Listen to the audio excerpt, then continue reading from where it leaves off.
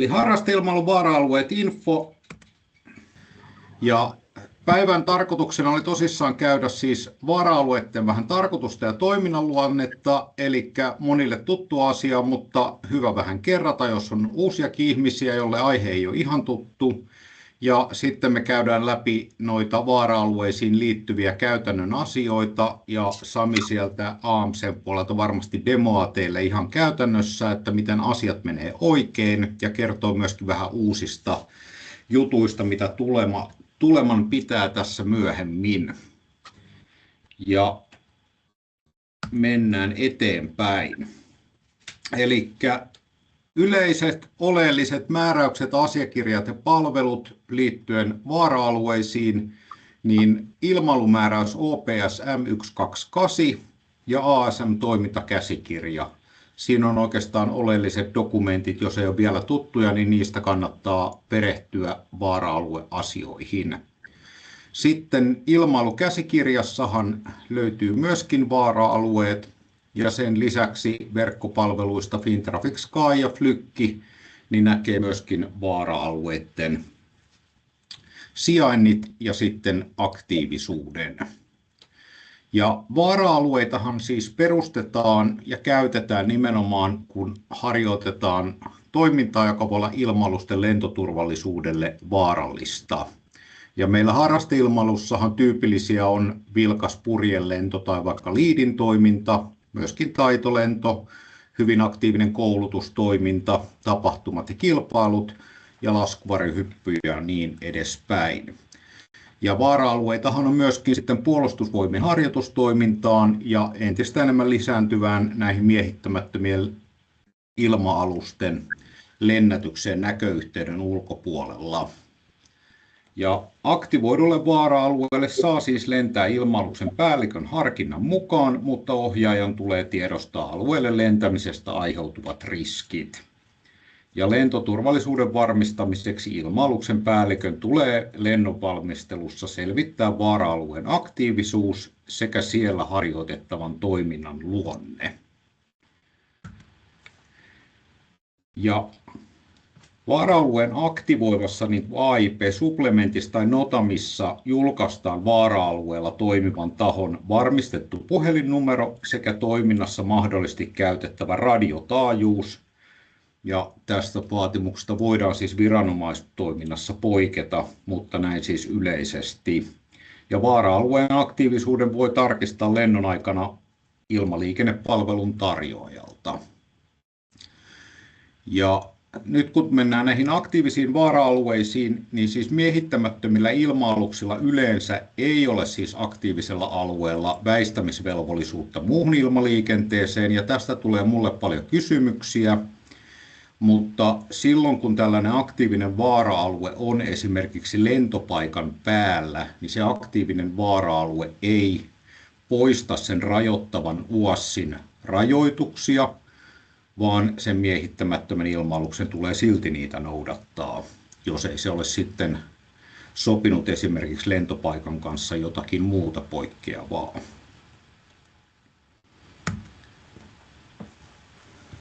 Jos vähän katsotaan nyt sitten vaara-alueita valvomattomassa ja valvotussa ilmatilassa, niin valvomattomassa ilmatilassa, niin ennen kuin ilma-aluksen päällikkö lentää sinne, niin tulisi mahdollisuuksia mukaan koordinoida lentotoiminta sitä vaara-aluetta operoivan tahon kanssa. Ja siis se vaara-alue ei poista radiovyöhykkeen vaatimuksia.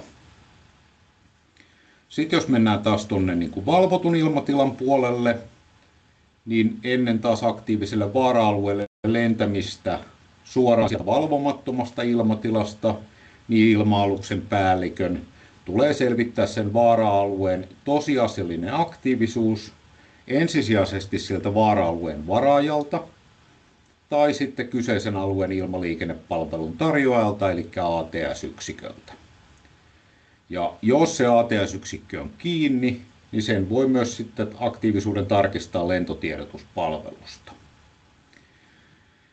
Ja tässä on nyt ollut muun muassa harrasteilmailun puolella näitä, että se ei siis riitä, että ennen lennolle lähtöä tarkistaa, että siellä on aktiivinen vaara-alue, jos sinne haluaa siis lentää nimenomaisesti, vaan se pitäisi lennon aikana vielä tarkistaa, että onhan se edelleen aktiivinen. Eli vähän sama periaate, ettei rakenneta naapurin tontille, niin näitä on ollut yksittäistapauksia, joissa on kuviteltu, että vaara-alue on aktiivinen ja sinne lennetään, mutta se onkin deaktivoitu siinä lennon aikana. Ja tosissaan ilma-aluksen päällikön pyynnöstä porrastuksesta näihin vaara-alueisiin luovutaan.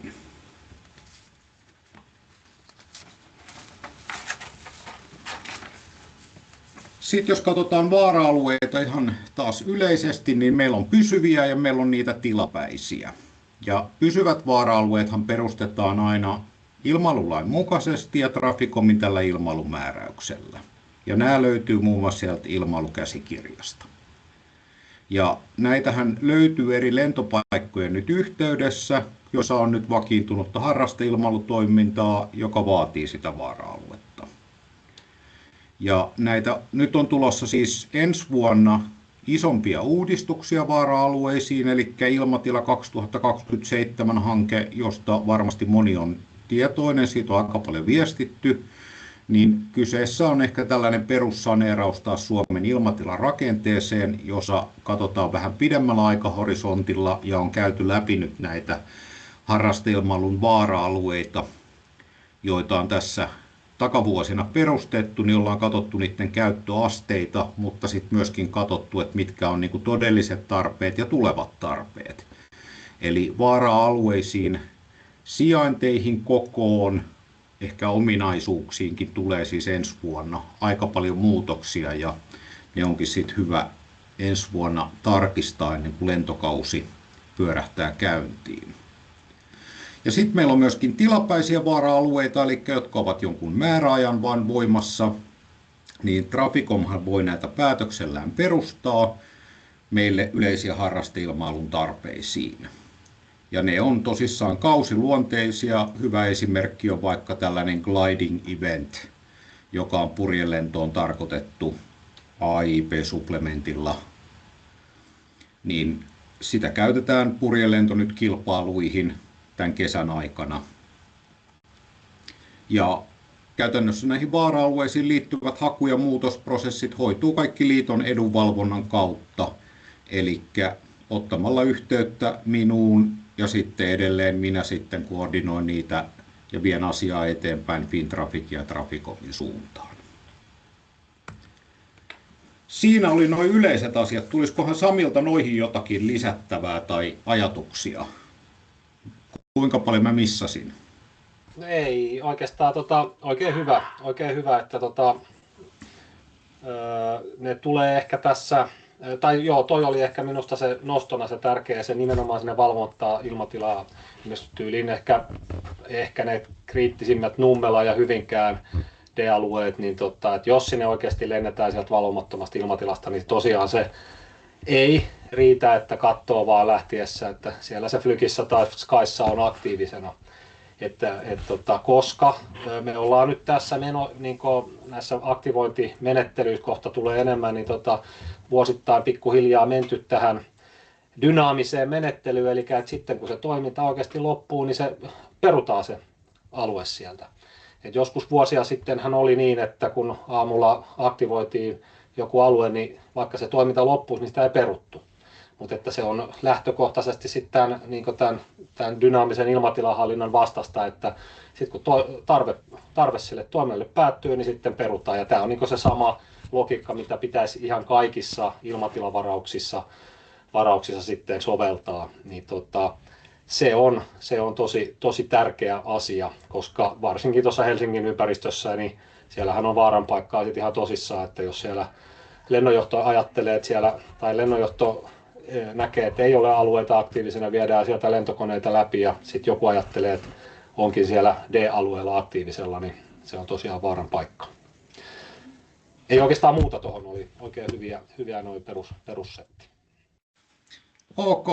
No malttaako Taavi siellä odottaa hetken aikaa vielä kysymyksen kanssa vai liittyykö se suoraan tähän aiheeseen, niin voidaan me ottaa vielä liittyy tähän aiheeseen ehkä tuohon dynaamiseen vaara-alueen hallintaan, niin mitä jos tilanne, että on jossakin vaikka purjelentotoimintaa ja sitten esimerkiksi varjoliitaja katsoo, että okei, siellä on tuo vaara-alue auki, joka normaalisti olisi TMAta ja lentää sinne sisään ja sitten purkkarimiehet lopettaa toiminnan ja ilmoittaa, että on saa panna poikki, niin löytääkö silloin se toinen ilmailija itsensä kenties niin kuin valvotusta ilmatilasta tahtomattaan? No joo, näinhän se käy, että tuossa kun mennään, tämä on perusperiaate on siinä, että se ilmatila, kuka on aktivoinut sen, eli se vaikka tämän D-alueen, niin se vastaa siitä, kun se toiminta loppuu, että se, kuka siellä sisällä siellä alueella on, kun se peruu sen, että se on tyhjä. Ja nyt sitten, jos sinne on niin sanotusti joku toinen toimija mennyt, niin kyllä mä näkisin, että se on siellä sen varaajan ja sitten sen toimijan välillä, niin siellä pitäisi niin sanotusti kuso kulkea, että jos se perutaan sieltä. Että tässä on ehkä ollut vuosien saatossa ikään kuin, että näihin yleisilmailun D-alueisiin varsinkin on ikään kuin sen varaajan lisäksi niin tullut ulkopuolelta toimijoita, ketkä ei ole sitten siitä niitä niin ulkopuolisia toimijoita. Ja tämä niin lähtökohtaisesti ei ole se ajatus, vaan lähtökohta on se, että se kuka sen on varannut, niin se vastaa, että kun hän sen peruu, niin sitten siellä ei enää kukaan ole siellä sisäpuolella. Vastasiko tämä niin ainakin kysymykseen, että miten se pitäisi mennä? Joo, kyllä. Joo, ja koska ideahan on siinä nimenomaan dynaamisessa ilmatilan varaamisessa ja käytössä, että jos kaikki sitä hamstraa määrättömäksi ajaksi, niin ilmatila on totaalisen tukossa. Eli kun kaikki ottaa ilmatilaa käyttöön oman todellisen tarpeen pohjalta, niin sitten se tarkoittaa, että myöskin harrasteilmailijoille on sitä ilmatilaa silloin paremmin käytössä. Mutta jos hypätään vähän tänne konkretian puolelle ja mennään siis käytännön asioihin, niin nyt siis ennen kuin se vaara-alue tulee aktiiviseksi, niin meillä on täällä pari vaihtoehtoista toimintavaihtoehtoa. Eli yksi on se, että tekee ennakkoilmoituksen siitä, ja tämä on se vähemmin käytetty, ehkä harrasteilmailussa, kerron kohta miksi. Mutta ennakkoilmoitus siis AMC:lle kello 12 mennessä edeltävänä päivänä.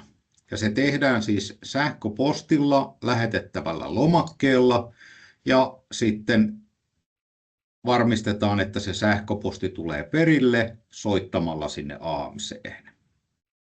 Ja nämä yhteystiedot löytyy siis toimintaohjeesta, jotka kohta katsotaan mistä ne löytyy. Ja ne näkyy myöskin nyt tuossa ruudulla.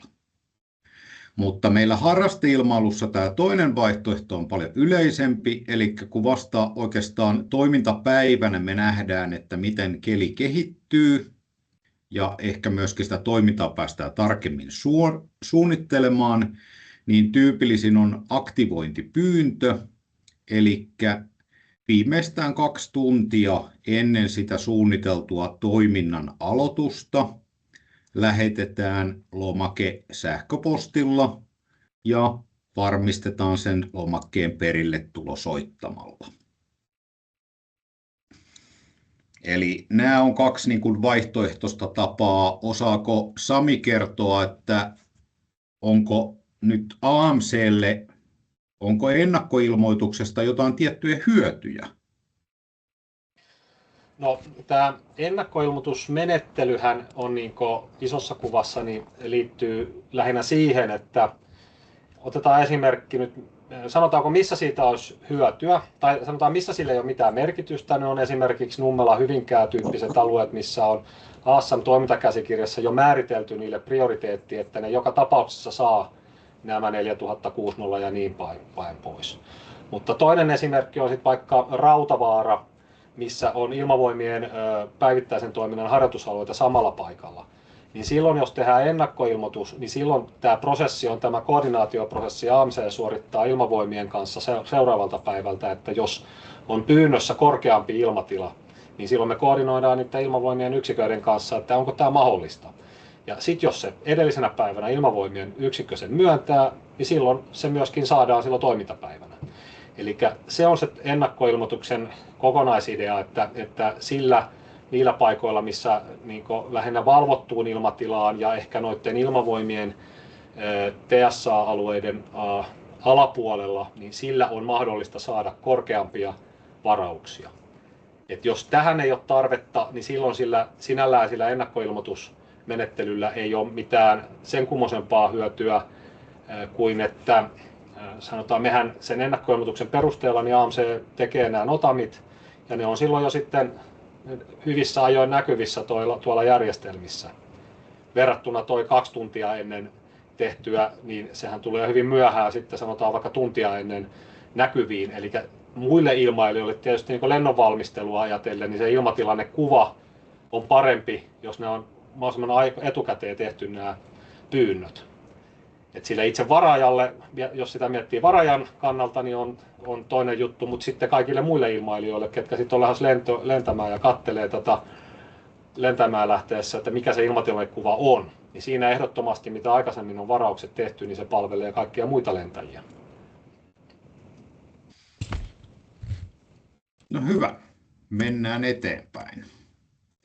Ja jos sitten katsotaan tästä, olisikohan Samilla mahdollisuus ehkä ihan demota, jos sä jakaisit sun näytön tästä, että miten se nyt löytyy, mutta peruspolkuhan on esimerkiksi Fintraffic Skyssa, että menemällä ilmatilavarauksiin, tällä hetkellä pääsee tuonne Fintrafficin ilmatilan varaajalle sivun, ja kun selaa sivun loppuun, niin sieltä löytyy sitten ohjeet, ja sieltä löytyy sitten myöskin tämä ennakkoilmoitus kautta aktivointilomake, johon sitten pitää täyttää nämä perustiedot. Haluatko Sami demota sen ihan käytännössä sen lomakkeen? No mä voin näyttää, koska tämä oli oma tarkoitus kanssa, että hyvä olla ehkä semmoinen huomio huomattu, että ketkä käyttää lomakkeita, niin voi olla, että on tallentanut, sinänsä ihan ok tallentaa omalle koneelle näin, mutta on syytä katsoa täältä silloin tällöin, että on päivitetyt lomakkeet. Niin täältä löytyy aina tätä kautta sitten se viimeisin versio. Eli jos mä tuosta, saanko mä jaettua nyt kuvaruudun, näkyykö toi Fintraffic Skyn kuva tossa?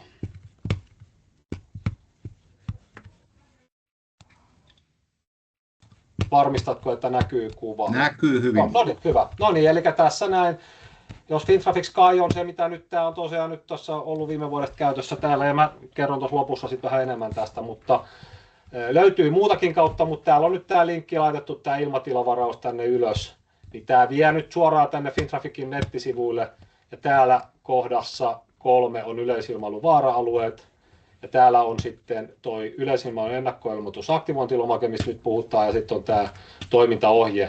Eli täältä on AMC:n kokoomat, eli näillä pitäisi pärjätä, kun näitä varauksia tekee. Ja sen sanon heti, että tämä on vanhakantainen lomake, ja on alun perin tehty AMC:n sisäiseen käyttöön.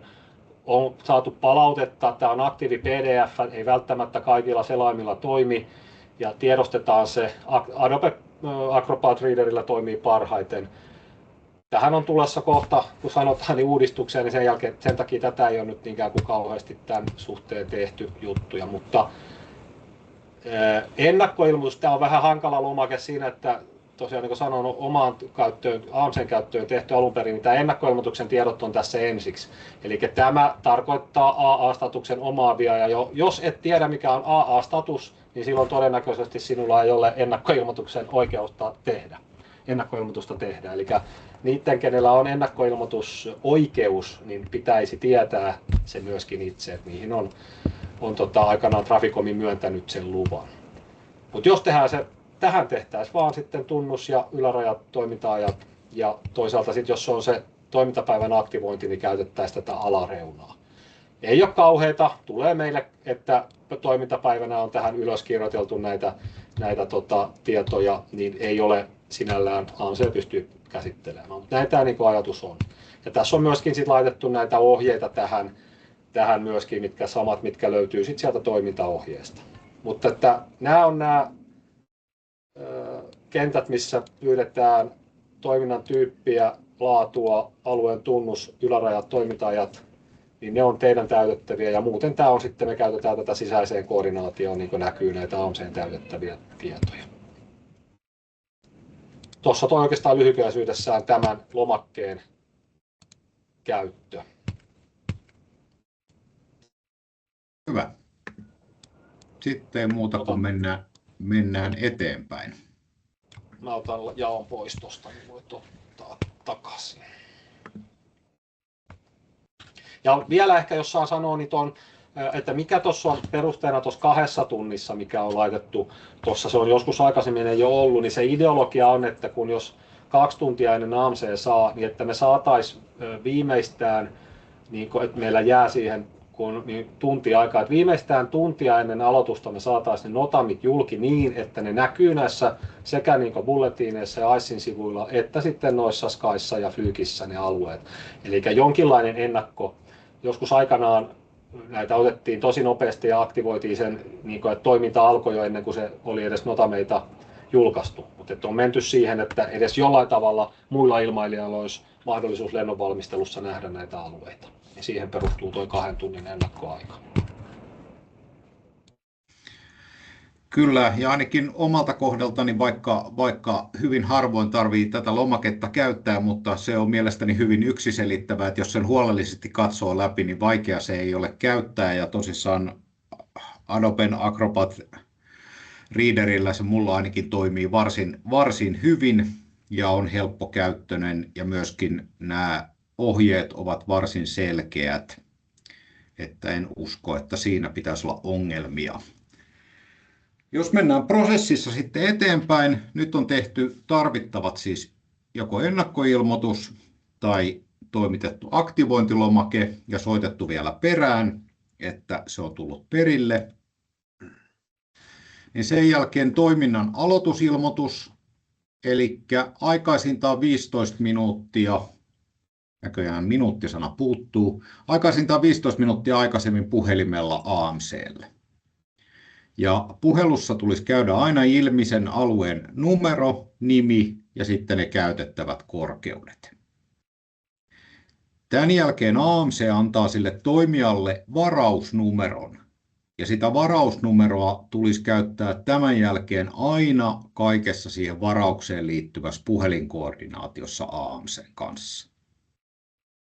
Ja siellä yleisohjeessa on myöskin niin kuin ihan valmis esimerkki, tällainen keskustelukin, niin siitä voi ottaa tarvittaessa mallia, mutta lyhykäisyydessään esimerkiksi toimija ottaa yhteyttä, että pyydän lupaa aloittaa toiminta Nummela D128A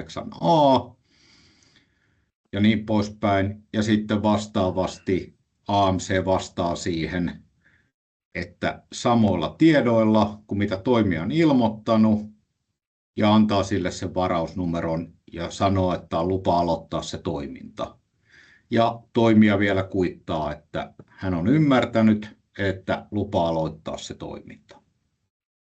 Tuleeko tässä, Sami, sulla vielä täydennettävää tässä aloitusilmoituksessa? Onko tässä tullut väärinymmärryksiä?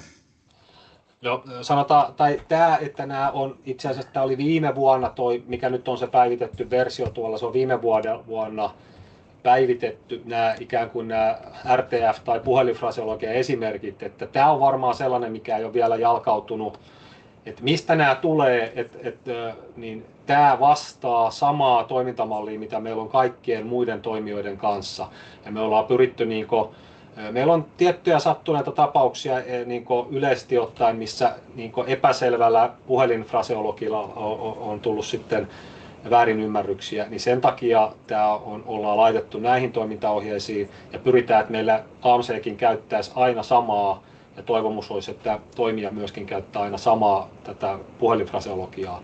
Tämä on nimenomaan sen takia, että ei olisi väärinymmärryksiä. Mutta tosiaan niin voi olla, että AMCllakin ei tule ihan aina tämän mukaisesti, mutta tämä on meidän ohjeistus, ja toivomus on tietystikin, että myöskin kaikki varaajat käyttäisi standardifraseologiaa, mikä on ohjeistettu, niin silloin homma toimii. Mutta tässä on niin täydellinen esimerkki tässä, ja sitten jos epäselvää on, niin AMC todennäköisesti voi kysyä sitten, että hei, että sanotko uudestaan, että varmasti tulee siellä puhelimessa kerrattua ne esimerkiksi korkeudet. Että se on meillä tosi tärkeä juttu, että oikeasti on sama käsitys, että mikä on jonkun alueen yläraja. Ne on sitten kriittisiä sinne lentoturvallisuudelle muiden kohdalla, että varaaja on saanut sen. Silloin sama käsitys, mikä on sitten kaikissa järjestelmissä. Hyvä. Eli toiminta on alkanut ja toimintaa nyt sitten harjoitetaan sen aikaa, kun harjoitetaan. Ja jos se toiminta päättyy ennen sitä julkaistun Notamin päättymisajankohtaa, ja tässä mennään justikin tähän dynaamisen ilmatilan käyttöön, niin toimijan tulisi aina soittaa se lopetusilmoitus varausnumeroa käyttäen sinne AMC:hen. Ja se aktiivinen alue deaktivoituu kyllä automaattisesti, kun se Notami päättyy, jos ei siitä ole tullut mitään lopetusilmoitusta. Ja jos siitä on tullut taas se lopetusilmoitus, niin AMC peruu sen aktivoidun Notamin, jos sitä niin kuin jatkuisi vielä yli tunti. Nyt meillä on Veikolle ilmeisesti kysymys aiheeseen. Joo, itse asiassa noihin niin kuin vaara-alueen korkeuksiin ihan vaan sellainen kysymys, että mehän hyppytoiminnassa ollaan yleensä toi Porin alue varattu silleen, että yläraja on lentopinta 150 tai 160. Tosiasiallisestihan me ei ikinä oikeastaan lennetä 140 yli, mutta onko sillä niin kuin suurta merkitystä, että jos se yläraja on esimerkiksi vaikka niin kuin lentopinnoissa, että se on 20 yli, mitä oikeasti tarvitaan, niin onko sillä niin kuin AMC:n kannalta isoa merkitystä? No sanoisin, AMC:n kannalta ei ole, mutta että jos nyt ajatellaan, se riippuu vähän missä päin Suomea se on, eli onko siinä niin liikennettä, esimerkiksi niin nimenomaan alueelle, johon on liikennettä, ja sanoisin, että nämä esimerkiksi Pori, niin siitä ei niin semmoista ylilentävää liikennettä, että se onko se 140 tai 160, niin se on käytännössä aika sama. Jos ajatellaan niin kaupallista lentoliikennettä, niin tämmöinen ATR-luokan kalusto, niin ne lentää ehkä voi olla, että 160 pinnalla siitä vähän ylöspäin, mutta et tietysti niin toivomus olisi, että varataan se, mitä tarvitaan, mutta se, että sanotaanko näin, että jos siitä tulisi ongelmaa, niin sitten varmaan ruvettaisiin jollain tavalla, niin kuin, että jos olisi esimerkiksi joku reitti, mikä aina menee sitten vaikka sitä Porin läpi 150 ja teillä on 160 varaus, niin siinä on kaksi vaihtoehtoa. Joko alueelle, josta kierrättää sen ja porrattaa tai nostaa sen päälle sen koneen, tai sitten se tulee sinne vaara-alueelle, lentää sisään. Niin mä en ole ainakaan kuullut, että näissä olisi käytännössä ollut niin Suomen maalla nyt näissä, missä näitä hyppyhommia on. Paljon on Pori, Utti tuossa, missä ja ehkä Jyväskylä, missä sanotaan, että missä olisi sitten sitä siviililiikennettä menee yli. Mutta tosiaan ne siviililiikenne yleensä lentää suuri osa niistä yli. Pitkä vastaus, mutta on vähän niin kuin juu tai ei. Että totta kai kannattaa lähtökohta, varataan se mitä tarvitaan, mutta tuolla mitä mainitsit, niin ei ole suurta merkitystä. Ja ehkä vielä tarkennuksena, että ei kuitenkaan nyt hamstrata sitä sitten ylimääräistä tilaa ihan tarpeettomasti, että jos tarve on 140, niin sitten turha varata ehkä 160 saakka, jos on luottavainen siihen, että pysyy sen 140 alla. Joo, juuri näin. Ja korostan sitä, että tämä AMC:n toiminta ja tämä dynaaminen, ja puhutaan tämmöisestä flexible use of airspace, eli ilmatilan joustava käyttö, niin se koko lähtökohta on siinä, että kaikkien varaajien tulisi varata ainoastaan sen, mitä tarvii. Ainahan se ei toteudu, mutta se on se, se peruslähtökohta. No niin, ja nyt, koska tämä oli minun viimeinen kalvo, niin nyt vapautetaan sitten keskustelulle ja kysymyksille tämä sessio, ja siellä onkin käsiä jo pystyssä, niin Ari, ole hyvä. Joo, tervehdys. Ari Alanko, Tampereen laskuvarjokerho, moi. toiminnan lopetusilmoitus siihen liittyen. Onko nyt luovuttu siitä lopetusilmoituksen pakollisuudesta, jos se kellonaika sen päättää sen varauksen? Meillä on ollut muutamia tapauksia, että jos ei ole samalla minuutilla ollut kerinnyt soittamaan, niin sieltä on sitten AMC:sta meille päin soiteltu ja varmisteltu, että joko te lopetitte. Joo, tämä on niin, että tämä itse asiassa tuli ASAn toimintakäsikirjaa viime vuonna 2025. ASAn toimintakäsikirja päivittyy aina huhtikuussa käytännössä, niin siellä tuli silloin muutos, että ei enää vaadita pakollisesti, eli juuri tuohon, mitä tuossa esitettiin, että sen katsotaan peruuntuvan automaattisesti.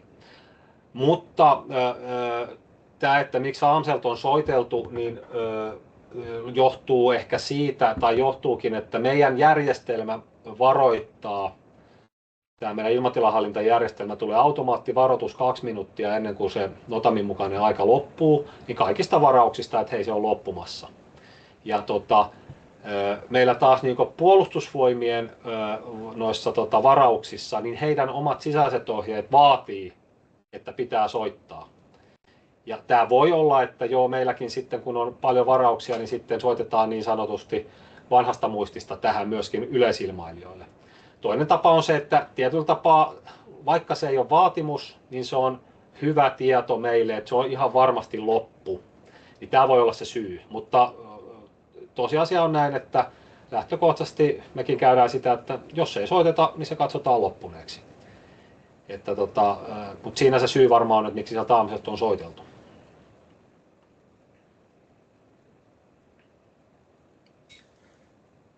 No niin, ja sitten oli Ernolla kysymys.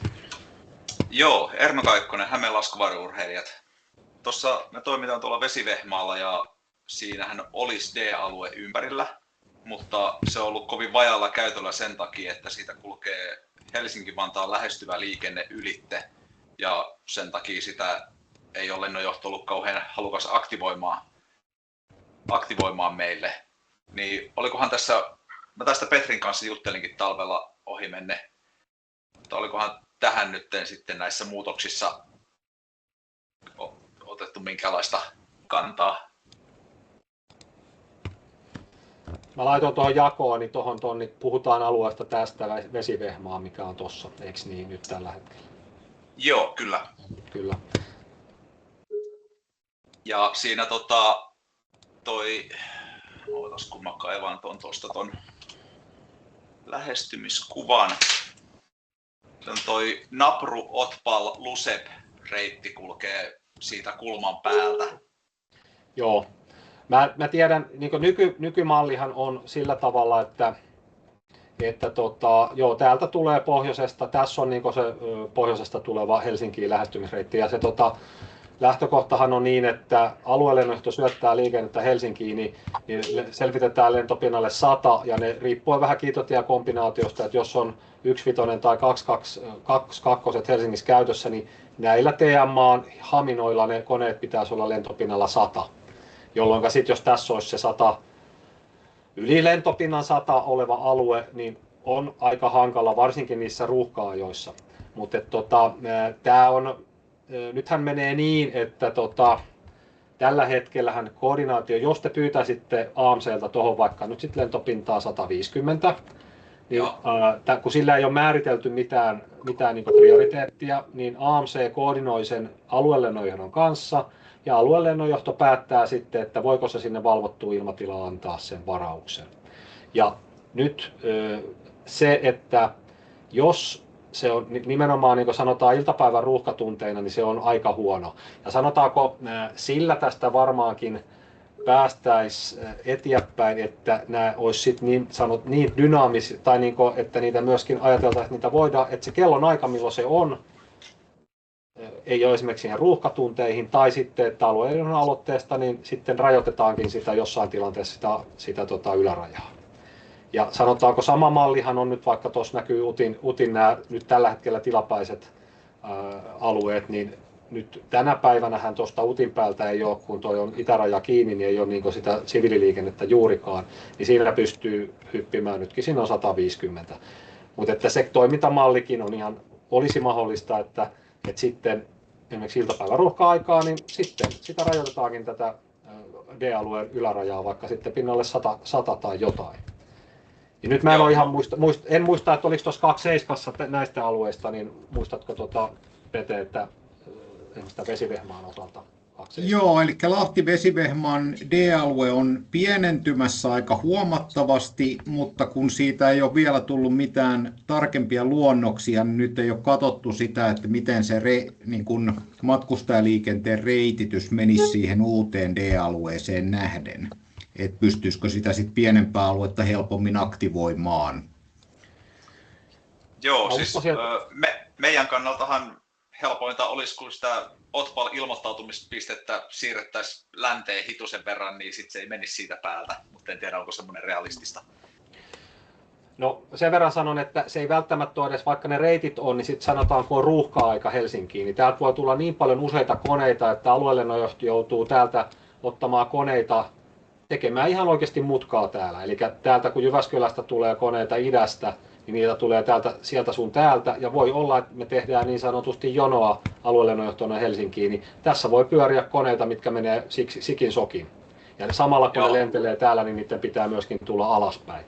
Et mä sanoisin, että se enemmän siinä on minusta niin ratkaisevaa näissä sitten on se ikään kuin se kellonaika, milloin ne varaukset ois, ja sitten se, että on mahdollista esimerkiksi juurikin niin tämmöisessä tilanteessa, missä sitten olisi sitä siviililiikennettä, niin sitten rajoittaa sitä. Eli nämä menis minusta niin siihen, niin kun kaikki nämä prioriteetithan sovitaan siinä ASSan toimintakäsikirjassa. Ihan niin kuin siellä lukee tällä hetkellä Hyvinkään ja Nummelan ja muutaman muun noitten, että mitä saa, niin näihin hommiin niin olisi se on niin oikea, niin AMSen näkökulmasta oikea tie ikään kuin lähteä mahdollistamaan sitä.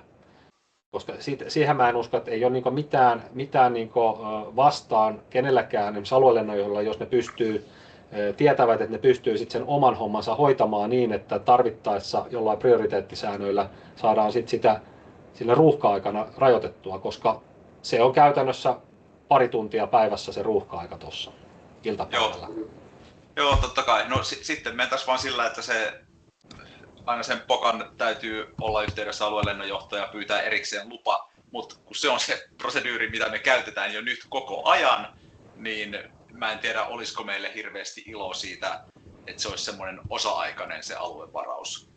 Niin, koska vaihtoehto on tosiaan just näin, että ei ole varausta, vaan sitten ollaan aluelennonjohtaja pyydetään nousemaan. Sinällään se on niin helpompi sille aluelennonjohdolle se yksittäinen kone ottaa sinne, se menee ylös ja sitten se lähtee alas, kuin sitten tämmöinen aluevaraus. No okei, puolensa ja puolensa.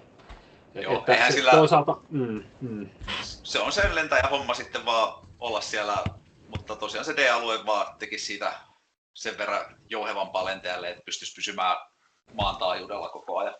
Mutta joo, ei mulla tästä enempää. Joo, mutta sen verran haluan sanoa, että kyllä se niin lennonjohdonkin kannalta niin lähtökohta, vaikka tiedän aluelennonjohdolla, niin suosittaisi enemmän niin varauksia, ettei sinne, silloin jos on ruuhkaa siellä jaksolla, niin ei sinne välttämättä se lennonjohtokaan kaipaa yhtään enempää koneita. Niin siinä mielessä tämmöiset varaukset on tosi hyviä, että ne huomioidaan porrastamalla ja sitten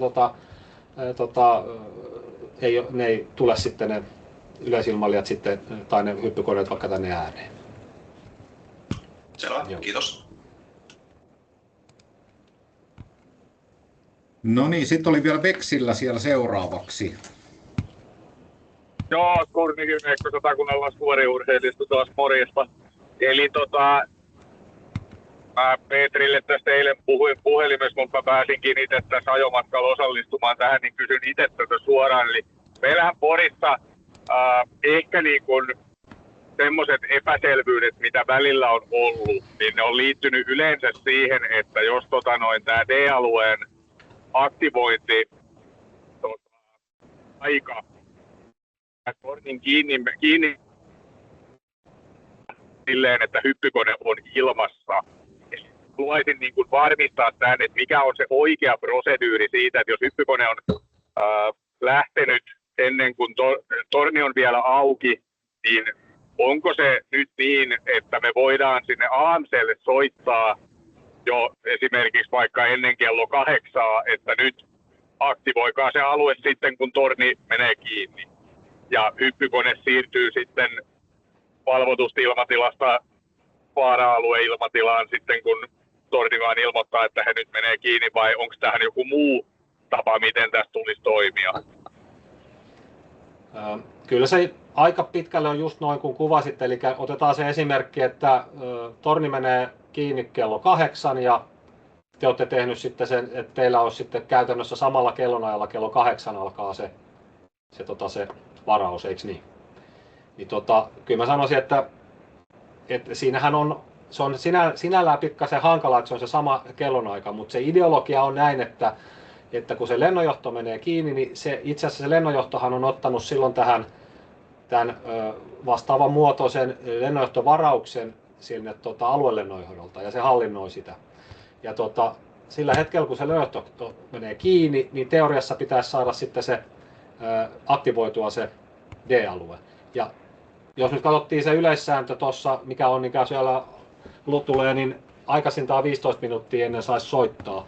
Mutta sanoisin, että näissä niin ennen kuin lähtee, niin hyvä oli, että senhän voi sopia, että soitamme aktivoimisen D-alueen kello 8 silloin, kun tori menee kiinni. Niin näin se toimisi, koska se aiheuttaa meillekin AMClle sitten, me ikään kuin meillä on laitejärjestelmissä, me aktivoidaan D-alue ja samanaikaisesti se deaktivoituu täältä se Porin lennonjohdon alue. Niin se todennäköisesti aiheuttaa meille jotain sisäistä puhelinkoordinaatiota, mutta että kyllä se näin menee, että AMClle pitäisi AMClta pyydää se aktivointi ja sitten me AMC ja se Porin lennonjohto kyllä keskenään sitten koordinoi sen tarvittaessa, että se menee ikään kuin saumattomasti siirtyy siitä lennonjohdon ilmatilavarauksesta siihen D-alueen aktivointiin. Joo, tuossa on lähinnä on ehkä niin kuin se, että välillä se juurikin sen koordinointi, että tavallaan että me saataisiin se puhelinsoitto ajoitettua silleen, että se lentokone ei ole vielä niin kuin, liian lähellä sitä lentopintaa 95, mikä on sit siinä niin kuin tämä yksi raja ja tälleen, mutta että täytyy nyt ehkä toi niin kuin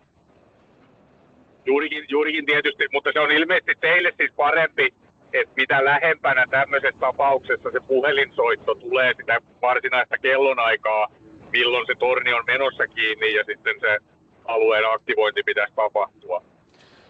No sanotaanko jo näin, että joo, periaatteessa niin kuin sanoin, että varmaan ideaalitilanne, että se tulee maksimissaan 15 minuuttia sitä ennen sitä, niin kuin taas säännökset sanoo, mutta niin kuin näissä tapauksissa, että jos teidän vaihtoehto on, että te ette pystyisi soittamaan kuin vaikka puoli tuntia ennen, niin en mä näe sinäkään huonona, niin kuin, että hei sovitaan, että te ette nyt pysty soittamaan vaikka sitä, miten onkaan, mutta ratkaisevaa, että ennen sitä kellonaikaa, kun se aktivointi tapahtuu, koska sitten jos tapahtuu niin, että kello lyö 8 ja se torni menee kiinni ja sitä ei ole aktivoitu sitä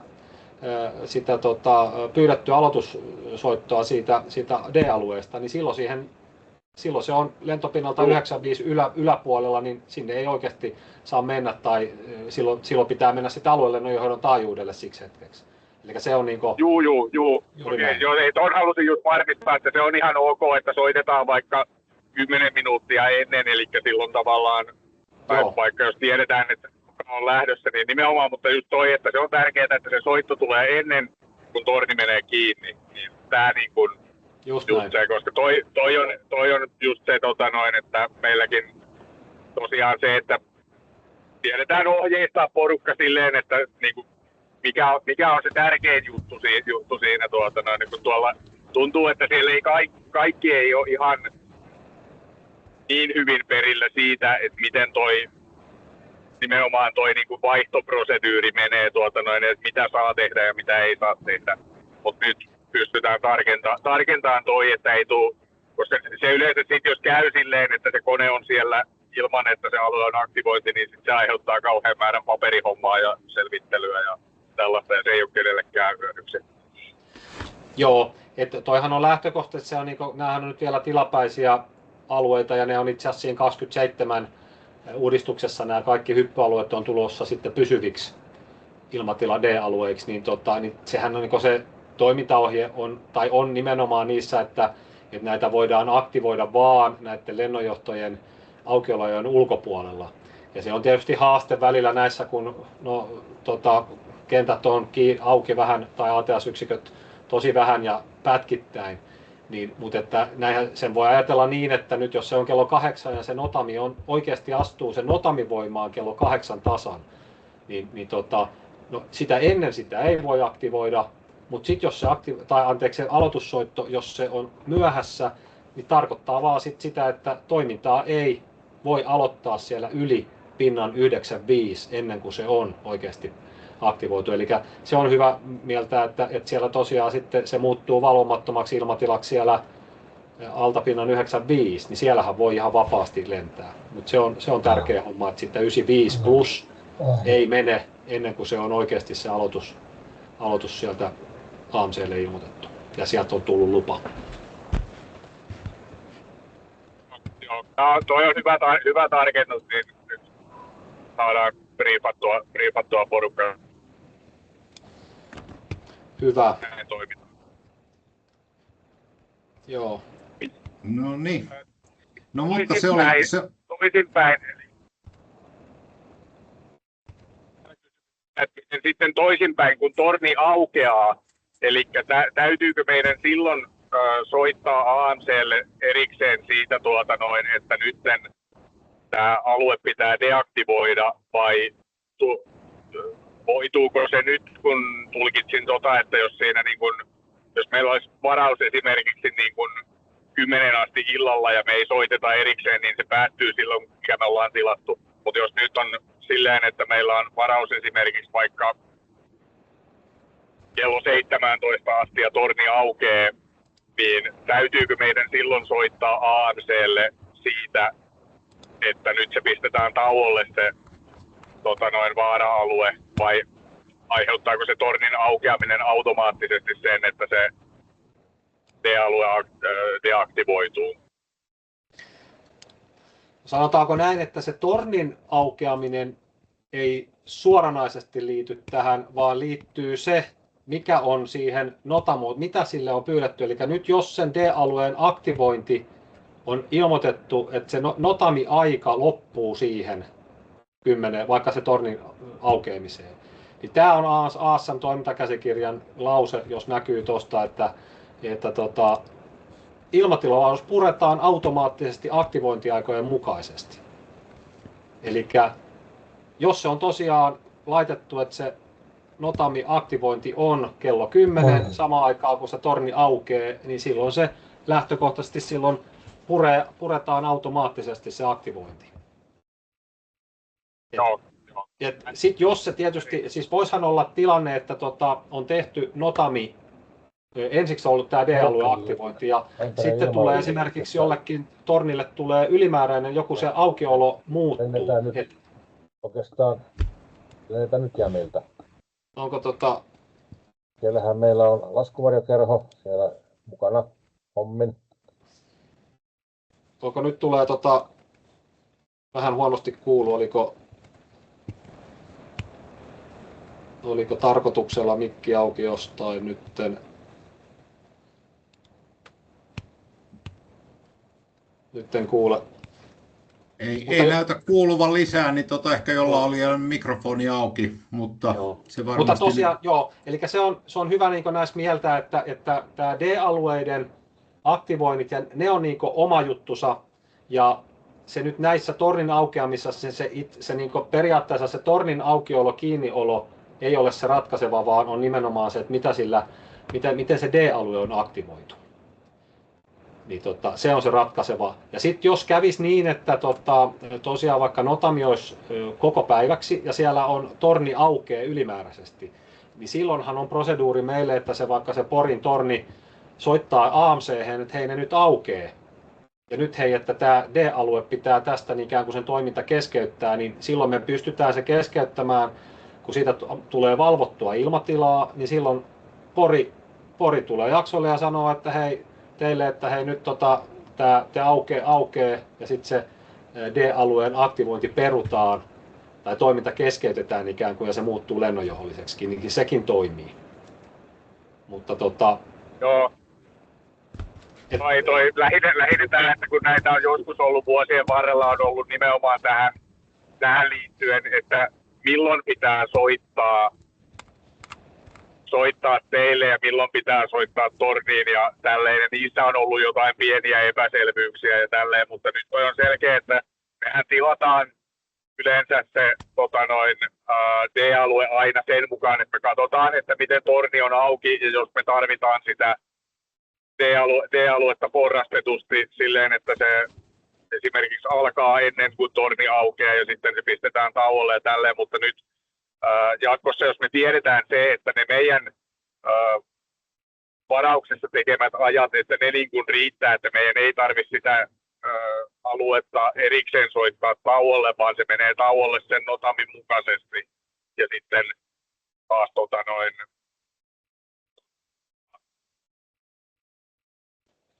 joo, siis ennen kuin torni soitetaan, että aktivoidaan se, eli jatketaan. Kyllä. Juuri näin, että näin se on nykyisen, että se lopetusaika tosiaan ei ole tarve välttämättä soittaa sitä.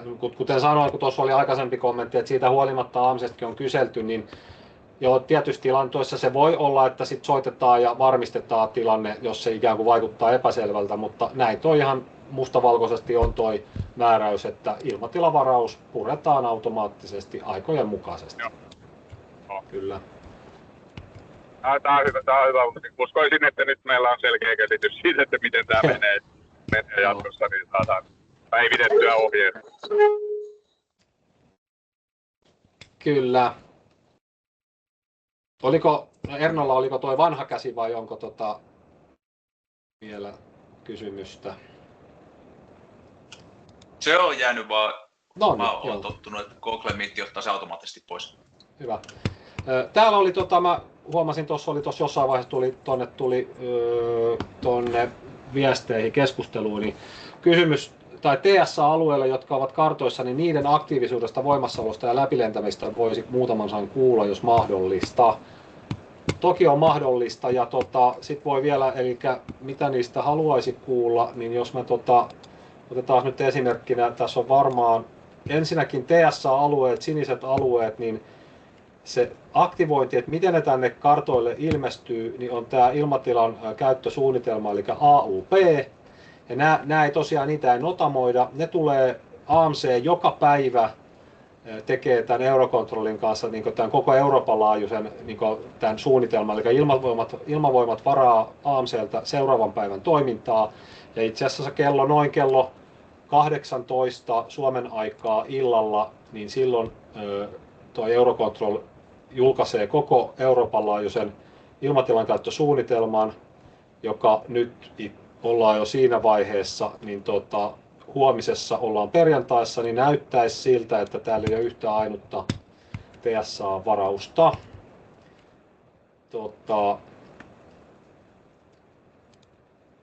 Varmistan, että mistä, nyt kun on niin tuolla AIS:n sivuilla on nämä notamit ja bulletiinit, löytyy myöskin sivu ilmatilan käyttösuunnitelma, eli tämän näköinen sivu. Ja täältä löytyy nyt, katsotaan tuosta, huominen AUP 8.5. Eli AMC on tämän tänne laittanut tekstimuodossa. Tästä huomaa, että huomenna 8.5. on nilliä, eli huomenna ei ole sotilastoimintaa tulossa. Niin, nythän on niin, että TSA-alueen statushan on vastaava periaatteessa kuin R-alue, eli sulkeva TSA-alue. Ja nehän on täällä yleensä täällä sinisellä, niin ne on talvisaikaa se 3000 jalkaa ylöspäin ja nyt näin kesäaikaa tällä hetkellä lentopinnasta 6.5. Niin se on sama logiikka, että siinä aikoina kun ne on määritelty aktiivisuudeksi, niin valvomattomassa ilmatilassa, niin se käytännössä nyt niin se 65-95, niin ne on sulkevia, että riippumatta onko siellä toimintaa vai ei, niin sinnehän ei saa lentää kukaan läpi. Ja sitten taas niin sen lentopinta 95 yläpuolella niin lennonjohdon valvotussa ilmatilassa, niin aluelennonjohto pystyy silloin kun siellä ei ole toiminta käynnissä, kun ei ole meidän, tai on järjestelmissä näkyy, niin sieltähän niin kaikki lennot voi lentää niiden läpi. Mutta tosiaan niin valvomattomassa ilmatilassa, niin sinne ei ole sellaisenaan menemistä kyllä silloin, kun ne on aktiivisia. Vastaisiko tämä tuohon keskusteluosassa olevaan kysymykseen? Selvästi peukusta päätellen kyllä, mutta sitten meillä on siellä jo Karilla vissiin seuraava kysymys odottamassa. No niin. Joo, tässä on Kari Kulju Tampereen ilmailuyhdistyksestä, joka lentää tätä nykyään Jämillä. Kuuluuko tämä? Kuuluu kyllä. Hyvä. Ja meillä on myöskin, niin kuin huomattiin, niin täällä on meillä myöskin Jämillä aktiivista hyppytoimintaa ja hyppykone varaa joskus ilmatilan vaikkapa pinnalle 140 VFR-säännöillä.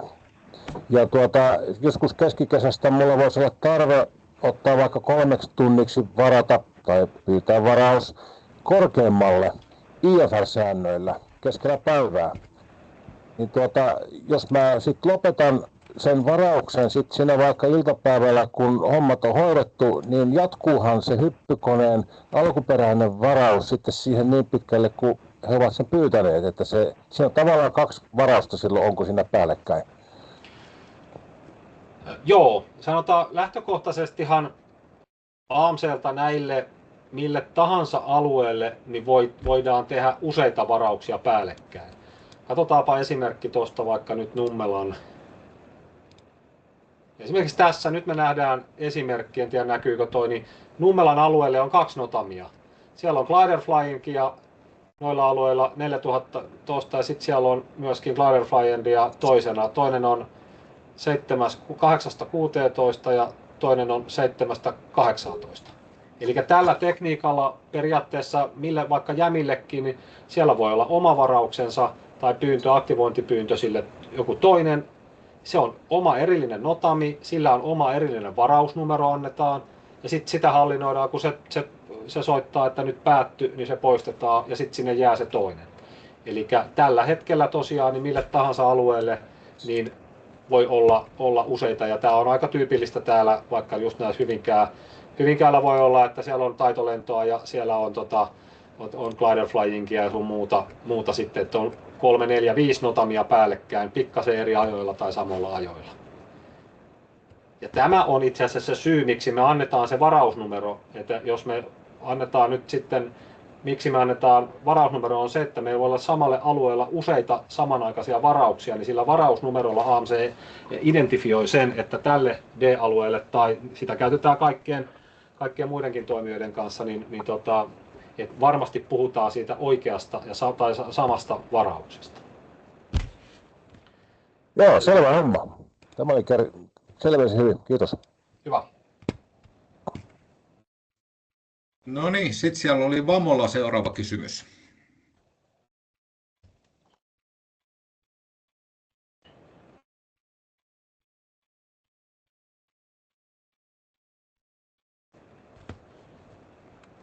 Oliko häipykö linjoilta vai? Taisi tippua linjoilta. Joo. No, tulisiko meillä, onko noista, Sami, tullut sitten vielä noista, nyt kun on siis toimintailmoitus tehty ja toiminta aloitettu, niin onko ollut tapauksia, jossa sitten annetusta puhelinnumerosta ei ole tavoitettukaan toimijaa, jos AMC:llähän on kuitenkin välillä tarve keskeyttää se toiminta tai perua se D-alue? Joo, tämä on ehkä semmoinen, että se voi olla vanhaa perua, niin tosiaan nyt vielä se mikä on se sääntö, että nyt oli se mikä tahansa D-alue, R-alue, kaikki toimijat, mitkä AMC:sta ottaa varauksia, niin se lukee tämä aktivoituminen. Tämä on näistä ASAN toimintakäsikirjasta, niin tuossa lukee, toiminnan aloittaminen aktiivisesti edellyttää, että AMC:lla on käytössään kaikki varaukseen liittyvät tiedot, mukaan lukee varausyhteystiedot, bla bla bla, näin. Eli varaustiedot meillä pitää olla, se idea lähtee siitä, että milloin tahansa, jokaisella oli se mikä tahansa aktivointi, niin se kun se numero, mitä on AMClle annettu, niin siitä pitäisi olla jatkuvasti saatavilla kiinni joku, tai varanumerosta. Ja niitä on joskus silloin tällöin tulee, että sitten kun soitetaan, niin ei kukaan vastaa.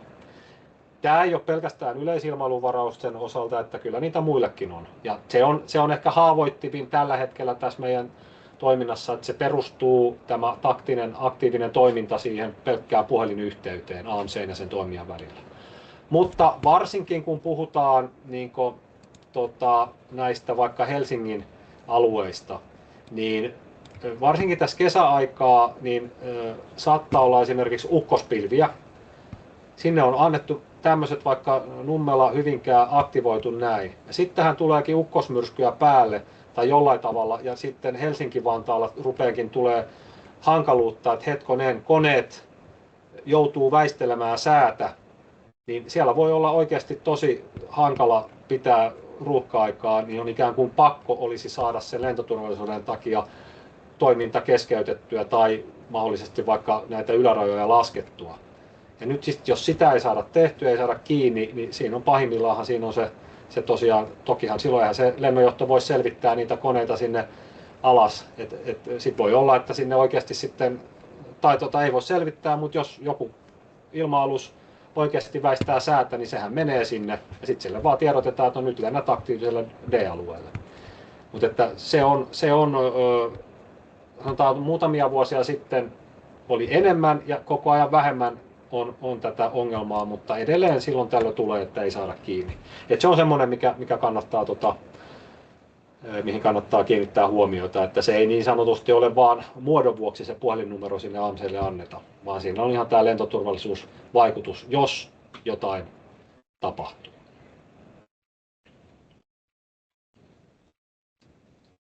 No niin, no se oli hyvä perustelu ja muistutus siitä, että puhelimet pysyy koko ajan mukana, että jos AMC:lla on tarve soittaa, niin sitten siihen puhelimeen myöskin vastataan. Mutta otetaan sieltä, Jannella oli seuraava kysymys. Tähän tuli jatkokysymys tuolta chatin puolelta, jos käsitellään se ensin.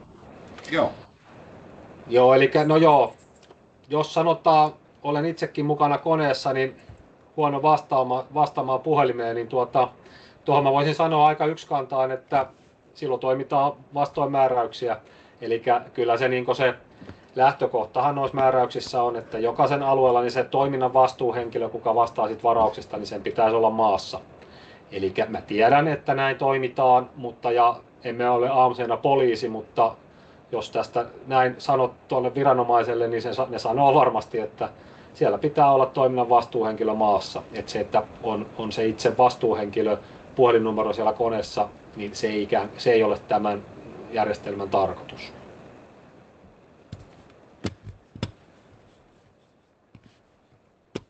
Joo, se oli hyvä tarkennus, eli tosissaan puhelin taskussa ja taivaalle ei ole oikea yhdistelmä, vaan se, että kuka siitä D-alueesta vastaa, niin se on silloin tavoitettavissa ja maan pinnalla. Mutta mennään sitten seuraavaksi Janne. Joo, Janne Nurmela Tampereen laskuverkerhosta myös. Ja oikeastaan tämä äskeinen täsmennys ja kysymys liippasi vähän tätä munkin kysymystä, kun on ilmoitettu esimerkiksi laskuvarjon maahenkilön puhelinnumero sinne ja sitten pilotin numero toiseksi, niin jos pilotti vaihtuu kesken päivän saman varauksen voimassa ollessa, niin miten tulisi menetellä? Äskeinen vastaus ehkä jo osittain vastasi kysymykseen, mutta... Niin, no sanotaanko näin, että sitä pilotin numeroa ei ehkä olisi kannattanut sitten sääntöjen mukaan edes antaa sinne, mutta no, sanon yleisellä tasolla, että jos ne yhteystiedot jos on ilmoitettu 1 tai 2 numeroa tai vaikka kuinka monta ne vaihtuu, niin ei muuta kuin ilmoitus AMClle. Niin mehän tehdään, kun nehän tehdään siihen myöskin siihen notamiin, aktivointinotamiin, laitetaan yhteystiedot, niin kuin näissä näkyy. Eli se on D-alueen sääntö, että se yhteystieto julkaistaan. Niin mehän silloin tehdään, jos tulee muutos, että numero vaihtuu, niin me päivitetään nämä notamit. Niin silloin, kun sen ideahan on näissä se, että se on sekä AMC:n käytössä, että myöskin D-alueessahan se on, sen takia ne julkaistaan, että sitten kuka tahansa muu voisi ottaa yhteyttä siihen, jos on lentämässä sen D-alueen läpi. Eli ei muuta kuin muutosilmoitus tai AMClle soitto, että numero muuttuu ja me muutetaan se. Ja voiko numeroita olla siis kerrallaan useampia kuin 2, vaikka tuossa lomakkeella nyt ei ole 2 paikkaa? No joo, voi olla, että niitä periaatteessa sitä ei ole sillä lailla rajoitettu, että joo, se lomake on siinä mielessä, kun sanot, niin huono että siinä on vain 2, mutta saisikohan siihen johonkin kirjoitettua mahdollinen varapuhelin? Joo, se on ehkä normaali. Tähän vaan tämä on PDF-aktiivinen, en tiedä saako, mutta että kyllä sitten voi lisätä, että meillä on jotain vaikka puolustusvoimien varauksia, missä saattaa olla vaikka 8 numeroa meille tiedotettu. Että sinällään sille ei ole merkitystä. Kiitos.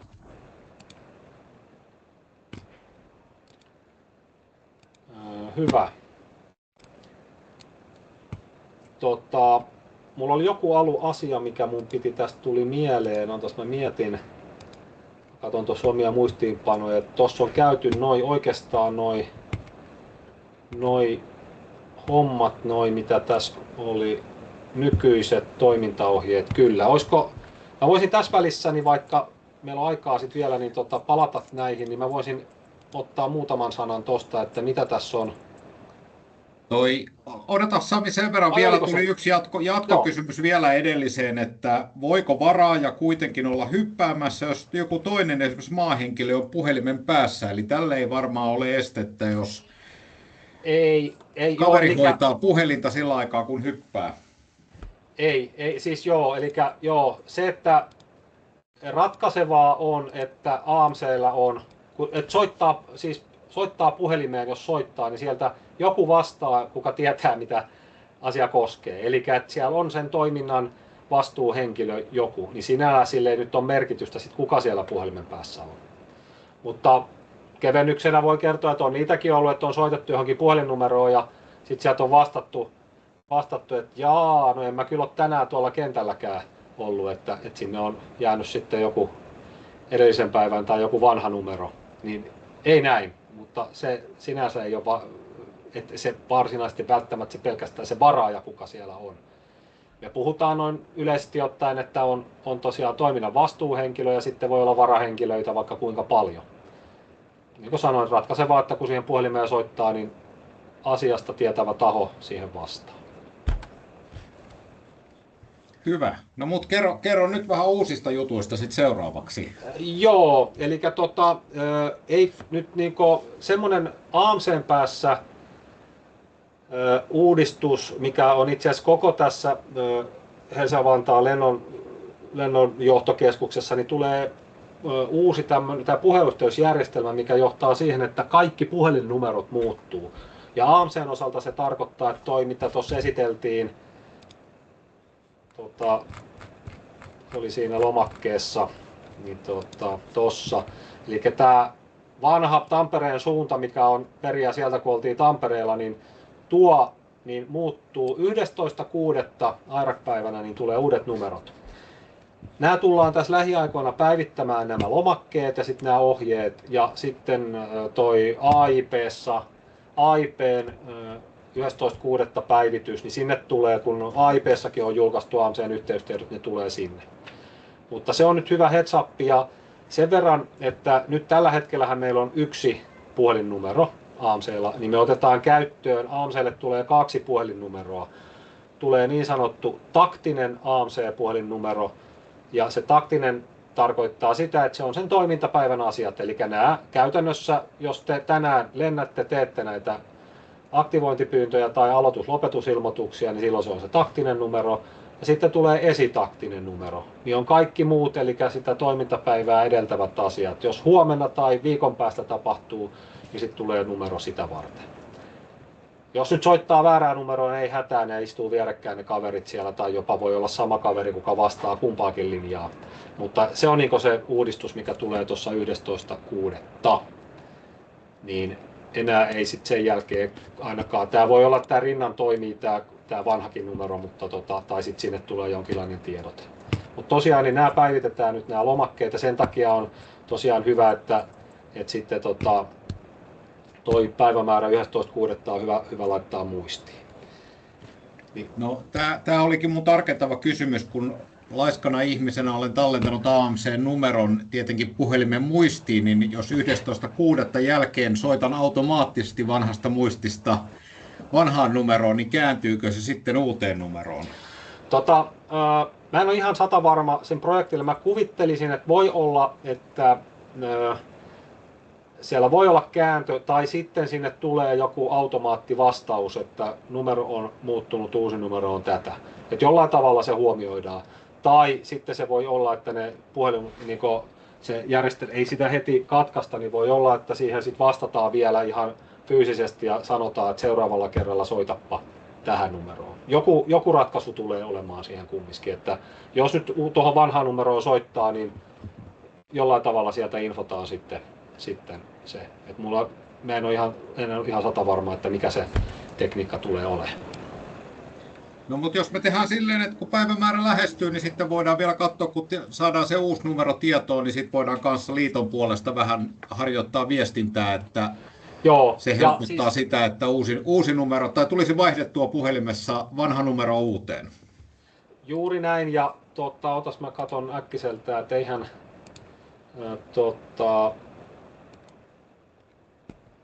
no ei, kun näähän on jo julkaistu. Täällä on 11. June.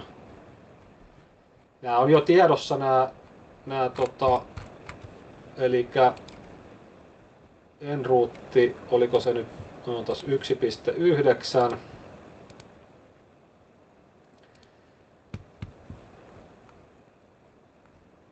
Täältä löytyy, tosta noin. No täällähän nämä löytyykin jo. Eli on julkaistu jo 11.6. oleva, niin uudet numerot on tiedossa, ne on tuossa 029 150 2048, tuossa on taktinen AMC, ensisijainen varmasti suurimmaksi osaksi teille, ja sitten tuossa on 029 Et ne on jo olemassa, mutta tosiaan niin me tästä vielä sitten niin noi varmaan tiedotetaan tai tuleekin ja sitten noi lomakkeet ja nämä muutetaan, mutta tosta pystyy jo ottamaan muistiin täältä noi numerot. Se on niinku se, mikä on nyt se tänä vuotena, eli tässä ei nyt heti mitään muuta semmoista isoa muutosta ole, mutta se mikä on nyt tämä Fintraffic Sky, niin tämähän on tosiaan nyt sitten Fintrafficin viime vuonna käyttöön ottama laite, ja tätähän niinku kehitetään jatkuvalla syötöllä kaikkeen osaan. Et vielä tämä ei nyt ole välttämättä kaikilta osin ihan viimeisen päälle oleva systeemi, mutta se mikä tässä on niin teihin kohdistuva juttu on, niin nämä ilmatilavarauslomakkeet, eli tämä mitä nyt ennakkoilmoitus ja tällaiset, niin nämä toiminnallisuudet, kaikki nämä hakujutut niin on tulossa tänne Fintraffic Skyhin. Eli nyt se piti olla jo nyt tässä maaliskuussa, huhtikuussa, viivästynyt kesäkuussa, en ole varma vielä. Tahtotila oli saada tälle kaudelle ainakin koekäyttöön, mutta nyt mä pahoin pelkään, että voi olla, että ihan niin kuin tälle lentokaudelle ei saada, mutta että sen uskallan luvata, että ensi vuonna varmaan on jo käytössä. Mutta ideologia on, että tätä kautta, täältä, kun sitten on ilmatilavaraus, niin täältä avautuukin lomake, vähän vastaava kuin tämmöinen drone-ilmoituslomake, millä sitten oikeasti pystyy tekemään, täältä nyt esimerkkinä joku tämmöinen tyyliin vastaava juttu, että sitten sä täältä näin valitset D-alueet, Nummelan alueet ja teet tätä kautta sitten ton ilmatilahakemuksen ja se tulee AMClle ja AMC hyväksyy sen. Ja voipi olla, todennäköistä on näin, että koekäytön jälkeen niin ei tarvitse välttämättä mitään puhelinvarmistuksia enää ja sitten AMC hyväksyy sen täältä ja julkaisee notamit ja katsotaan sitten vielä seuraava vaihe, että voidaanko sitten esimerkiksi jossain vaiheessa se aloitusilmoituskin hoitaa tätä kautta, että kliksuttaa täältä, että aloittaisin ja AMC antaa aloitusluvan tämän järjestelmän kautta. Se ei varmasti tule heti ensimmäisellä käyttöön, mutta se on niin suuntaus. Eli ensiksi on tarkoitus tosiaan, että yleisilmailun nämä varauslomakkeet tulee tänne ja pikkuhiljaa kaikki varauslomakkeet, eli siirrytään sitten käyttämään. Meillä on aika paljon tämmöistä sähköpostilomakkeita tuommoisia vähän itse tehtyjä vielä käytössä, niin ne on tulossa tänne sisään. Et se on ehkä se suurin niin AMC:n suuntaan sitten näissä D-alueissa tuleva muutos. Viimeistään ensi kaudella, mutta toivon mukaan saadaan se käyttöön jo tänä vuonna. Ja mun oma ajatus on ollut, että sitten kun se saadaan se toiminnallisuus, että me voitaisiin ottaa sitten vaikka teidän jonkun niin sanotusti koekäyttöön jonkun vaikka muutaman toimijan kanssa ensiksi se, ennen kuin sitten otetaan virallisesti kaikkien kanssa käyttöön. Mutta se on niin toi, mitä tähän FinFaFiskaihin on tulossa. Ja muuten sitten, niin jos ajatellaan, niin kuin tuossa on jo mainittu useaseen otteeseen, niin se ensi vuoden 2027 se ilmatilauudistus tulee olemaan massiivinen.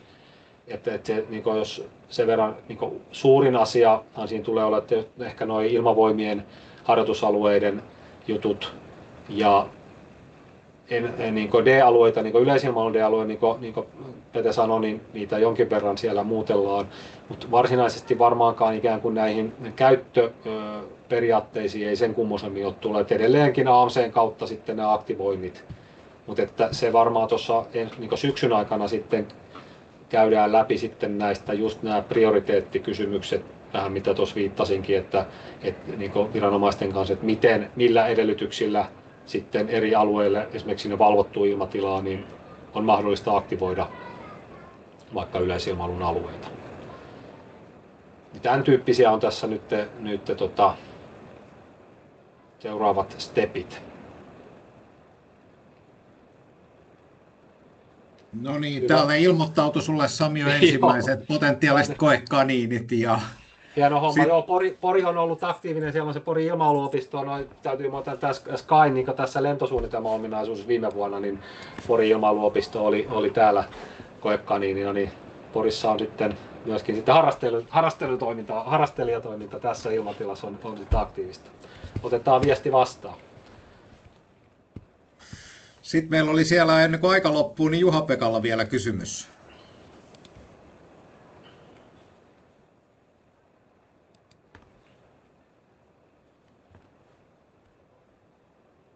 Kuuleeko Juha-Pekka? Siellä on käsi ylhäällä, mutta mitään ei kuulu. Mikrofoni ei ole joko päällä tai... No mutta, mennään eteenpäin. Tuleeko sieltä muita kysymyksiä vielä? Meillä on tänään oikein hyppäjät on kunnostautunut tänään tämän kysymyspatteriston osalta, että hyppäjät saa papukaijan merkin, kun täällä on ollut porukka hyvin aktiivisia. Joo, tosi hyvä, että nämä on, vaikka tässä itsekin olevinaan ammattilainen on, niin ei nämä asiat ihan yksinkertaisia ole, että kyllä nämä niin tässä ilmailussa ja tässäkin niin välillä saa raapia päätä tuolla AMC:n sisälläkin näiden kaikkien juttujen kanssa, niin siinä mielessä niin tämä on ihan hyvä itsellekin käydä läpi, että ei nämä kaikki ole todellakaan semmoisia, että siinä ymmärrän, jos tunnette tuskaa sääntöviidakossa ja kaikissa näissä menettelyissä.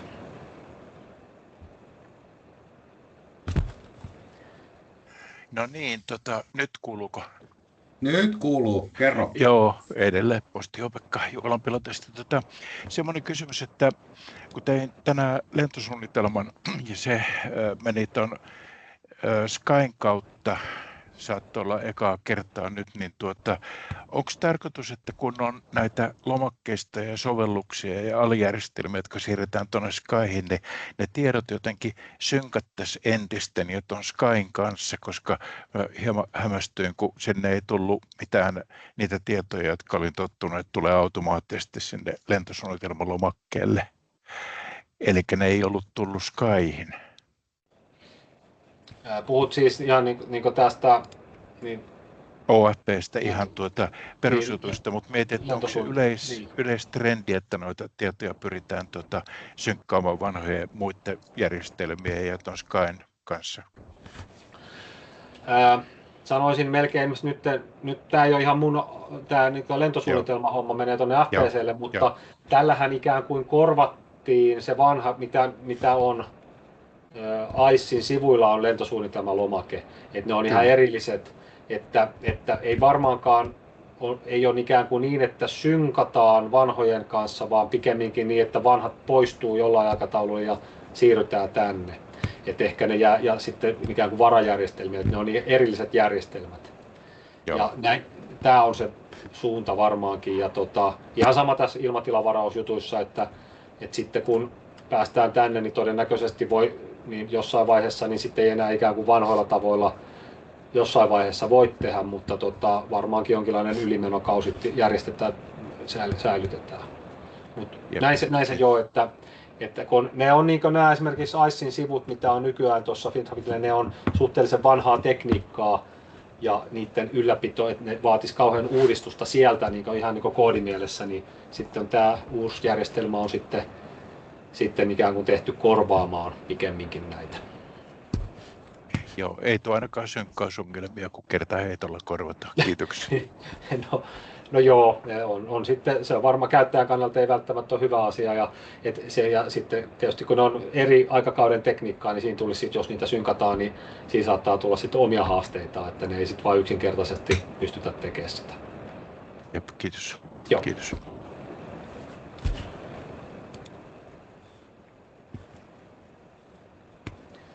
Gliding Event Suppi oli kysymys, että onko julkaistu? On julkaistu.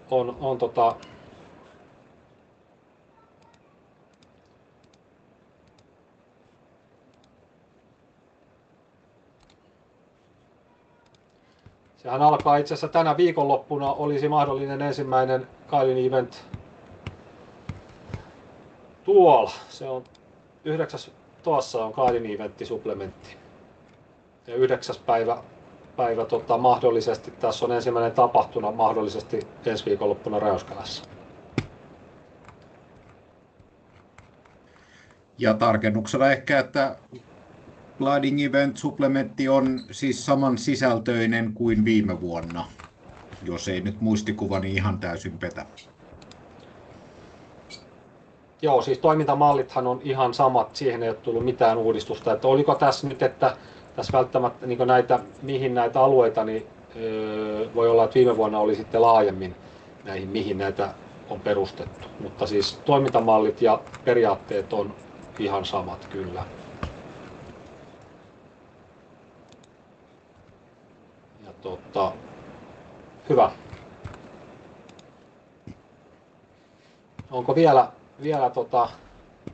kommenttia, kysymyksiä?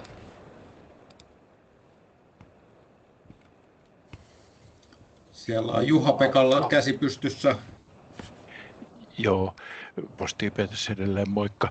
Niin, meillä oli Hyvinkään kentän tavallaan niin kuin kenttäkokous tuossa just, ja siinä niin kuin tuossa oli sanottu aikaisemmin, niin kehotettiin nimenomaan siihen, että kun siellä on vähän kaikenlaista toimintaa, niin kaikki tekee kaikki varaukset ja käsittelee niitä täysin erillisenä, ettei silleen, että joku katsoo, että hei, täällä on jo varaus, että näin, niin pidetään ne erillä ja nähdään niin kuin kaikki, mitä on menossa. Eli se erikseen mainittiin tuolla meilläkin. Joo, tämä on semmoinen, ehkä siitä muutama vielä sana voin sanoa, että sanotaanko näin, että tässä olisi kaksi tietä. Olisi se, että tehtäisiin vain yksi varaus, ja sitten vaikka tässä tapauksessa Hyvinkäällä, niin siellä koordinoitaisiin keskenään sitten, että se kattaisi kaikki toiminnat. Niin sanotaanko AMC:n suuntaahan se olisi selkeää, olisi vain yksi varaus vaikka päiväksi. Huonoa siinä on sitten se, että sitten jos se on vaan se yksi varaus, niin kuin sanoit, että sitten toisaalta tämä, että jokainen toimija tekee omansa, niin siellä voi olla 3, 4, 5 varausta päällekkäin. Ja silloin tietyllä tavalla sitten totta kai se hallinnointi, että se on sitten, jokainen tietää, että se vastaa sitä omastaan, niin se on hyvä, mutta sitten se toisaalta sitten se aiheuttaa ikään kuin vähän päällekkäisyyttä näihin varaussysteemeihin. Molempi toimii ja niin kuin sanoin, että tällä hetkellä se toimintamalli on, ja jos me niin se tehdään useampia, tai voi tehdä. Ja ehkä sekin, että nyt kun mehän notamoidaan, sanotaan näissä nyt on esimerkiksi tässä Nummelassa, niin tässä on, tai Hyvinkään, niin tässä on glider flying. Mutta jos on sitten eri toimintaa, että siellä on useita toimintoja, niin nythän ne sitten näkyy tietysti niistä eri notameista, että eri toimintaa toimintaa eri notamoitu. Sitten jos ne mentäisiin yhdellä pelkällä notamilla, niin onhan sekin mahdollista, että tänne kirjoitettaisiin sitten, että siellä on glider flying ja sitten siellä on aerobatics ja kaikkia se toiminnan laatua, niin sekin olisi mahdollista. Mutta ratkaisevaa on se, että niin kuin sanoin, se tärkein asia on, että riippumatta onko yksi tai enemmän, niin jokaisesta niistä numerosta, kun sinne soittaa, niin tarvittaessa sieltä saa joku kiinni. Joo, ja kokemus tältä päivältä, niin kun tiedettiin, että siellä on purjelentotoimintaa, niin lentäjät katsoo sitten korkealle ylöspäin, koska siellä voi olla hyvin korkealla kentän päällä kiertelemässä purjekoneita, niin että ne on selkeästi erillään, niin se on hyvä, näkyy kaikki siellä. Kyllä, kyllä.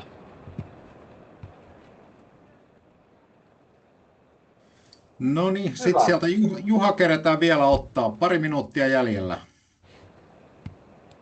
Joo, Juha Herralla jäämme riippuliteistä ja nyt kun nämä liidilajit jäi pois tästä supplementista omaa mokaa, kun meillä on niin myöhään keksittiin, koska me pidetään nämä tapahtumat, niin nyt mä ilmeisesti pystyn sitten varaamaan, mä en saa sitä AA-statusta ja mä pystyn varaamaan noita HYPE-supplementin lentoalueita, mutta me voidaan sitten varata näitä normaali kenttäjänteen-alueita.